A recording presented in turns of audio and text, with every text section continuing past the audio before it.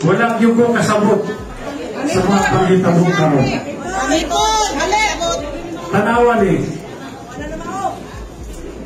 Naay gobernador na nagserbisyo o tarong sa katawhan. Unya ilang isuspend. Ang problema yun ani, nakita sa ulo diri sa Pilipinas na ang gobernador nahimong balakid sa ilang tinguha na mangawat o manuli sa katawhan. O nakita nila na ang vice gobernador sa Davao del Norte kining si Oyo de Kawat Uy.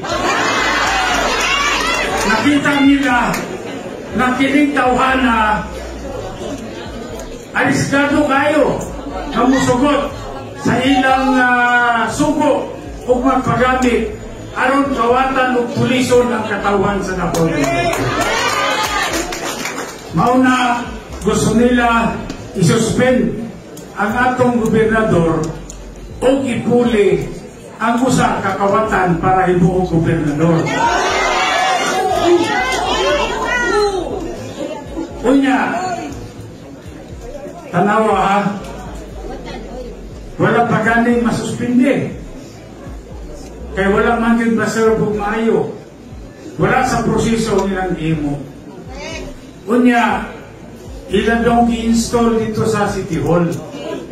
Siguro ang amahan, nakawatan po. Nagtuo siya na ang iyang binuhatan sa City Hall, nagipangtangtang ang mga department heads na wala sa proseso. Ang iyang pagtuo na ang gobernador, department heads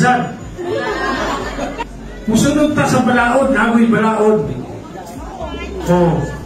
Kung gusto mag-gobernador, maghulat ng eleksyon. Na-eleksyon! Dagan lang.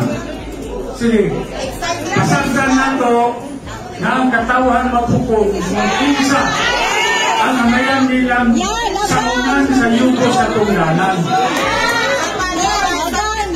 Ayaw ipugos ang tao na wala gipili sa katawhan.